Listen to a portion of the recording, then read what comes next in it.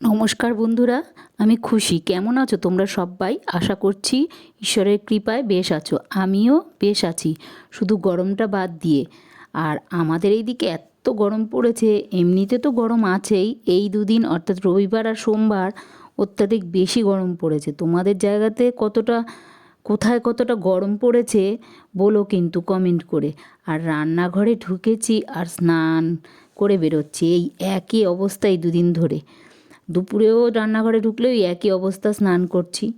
পুজো দিতে ঢুকছি, সেটাও স্নান, মানে স্নান করে উঠছি, গা ঘেমে পুরো মনে হচ্ছে যেন স্নান করে গেছি। এই অবস্থায় মানে থাকা যায় বলো? অগত্যা ওই নাইটি আবার বারবার বদলাতে হয়। এরকম এই 2 দিনে অন্তত 4-5 বার জামা বদলানো হয়েছে, মানে দিনই। সকাল সকাল রান্নাঘরে ঢুকে দেখো আমি চা বানিয়ে নিয়ে চা খেয়ে নিলাম। আর দেখো পুচকেটা আমার সঙ্গে সঙ্গে আদো আদো করে কথা বলছে কেমন করে। আর আমার অবস্থা দেখো, কোন সময়, মানে কোনো সময়ও দিনের জামা কাপড় দিনে আমি গুছাই না বা ভাঁজও করি না। মানে একটা বদ অভ্যাস হয়ে গেছে আমার। কেচে মেলে শুকিয়ে ওই ছাদের ঘরেই 2-3 দিন ওইভাবেই পড়ে থাকে। পরে জামা প্যান্টের খোঁজ যখন পড়ে যে এই জামাটা পাচ্ছি না, ওই প্যান্টটা পাচ্ছি না, ওই তখন গিয়ে মনে পড়ে ওই যে যে ছাদের ঘরের খাটটায় আমি সব রেখেছি। তো তারপর যাই সেখানে গিয়ে নিয়ে এসে ওই নিচে নিয়ে আসি, নিচে নিয়ে এসে ডিবি করে রেখে দিই এক জায়গায়, তারপরে আস্তে আস্তে গোছাই। জামা কাপড়গুলো তো গোছাতে লেগেছি, কিন্তু কতক্ষণ লাগবে তাও জানি না। কারণ সকাল সকাল জামা কাপড় চা খেয়েই তো জামা কাপড় মানে ভাঁজ করতে বসেছি। এখন আবার বসাতে হবে রান্নাও, কতটা দেরি হবে তাও বলতে পারছি না। গোছাতে লাগছি যতটা সময় লাগে আর কি। ওই পুচকেটার সঙ্গে কথা বলতে বলতে আমি জামা কাপড়গুলো গুছিয়ে নিলাম। জামা কাপড় গোছাতে গোছাতে অনেকটা তো দেরি হয়ে গেছে, এবার রান্নাঘরে ঢুকতেও একটু দেরি হয়ে গেল। তাড়াতাড়ি করে রান্নাঘরে গিয়ে আমি তাড়াতাড়ি ভাত বসিয়ে দিলাম, আর ভাতে দিলাম একটা আলু সিদ্ধ। এর মধ্যেই সেই ছেলের বাবা নিয়ে আসলো বাজার। বাজার বলতে এনেছে হচ্ছে মাছ। অনেক দিন বাদে আমাদের বাড়িতে মাছ এলো, কারণ মাছ তো ছেলে খায় না। আর এনেছে সেই কাতলা মাছ, আর এনেছে কলমি শাক। তো সেই ছেলের জন্য তো জানি ছেলে মাছ খাবে না, তো ওই জন্য অল্প একটু মাছ এনেছে। আর আমি মাছটাকে ধুয়ে নুন হলুদ মাখিয়ে ঢেকে রেখেছিলাম। আর এনেছে কলমি শাক। এই শাকটা তোমরা খাও কি না কমেন্ট করে জানিও তো, আর কীভাবে খাও সেটাও জানিও। আর দেখো এই, মানে এত গরম পড়েছে তাই এই ডাবওয়ালাদের দিয়ে আমি ডাব পাড়ালাম আমরা খাবো বলে। আর দেখো জামা কাপড়গুলো আমি এর মধ্যে গুছিয়ে নিয়েছি, সব জামা কাপড় গুছিয়ে খাটের একটা সাইডে রেখে দিয়েছিলাম। আর দেখো এই 2 দিনের রান্নাটা কিন্তু তোমাদের সঙ্গে আমি পুরোটা শেয়ার করতে পারলাম না, ওই অল্প অল্প কিছু হয়তো দেখাতে পারলাম। রোজই তো শেয়ার করি, আজ কিন্তু রবিবার। বাড়ির উঠোনে তো তোমরা দেখেছই যে কত ঘাস হয়েছে। ভেবেছিলাম ঘাস মরা ওষুধ দেবো, কিন্তু দেবো করে আর দেওয়াই হলো না। তাই আজকে নিজে নিজেই মানে ঘাস তোলার জন্য নিড়ুনি নিয়ে, মানে ঘাস তোলার জন্য বসে গেলাম। বাইরে তো প্রচণ্ড রোদ, তাই দেখো মাথায় একটা ছাতাও দিয়ে নিলাম। বর্ষাটা বঙ্গে ঢোকার কথা ছিল 7-8 তারিখ নাগাদ, যদিও এখনও বর্ষা শুরু হয়ে যায়নি। তাই ঘাসগুলো আমি পরিষ্কার করতে বসেছিলাম।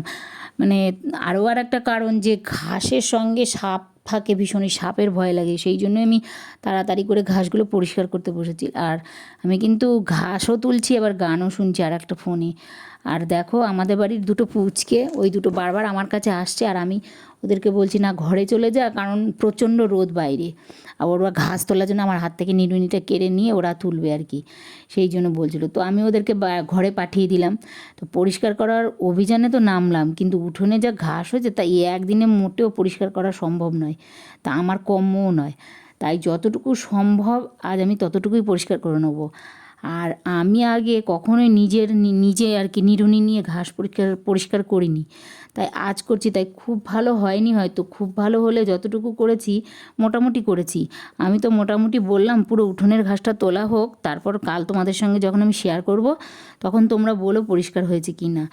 আর হাত দিয়ে যখন ঘাসগুলো তুলছিলাম, ঘাসের মধ্যে ছিল মানে ছোট্ট ওই কাচের টুকরো, ওটাই আমার একটুখানি হাতও কেটে গিয়েছিল।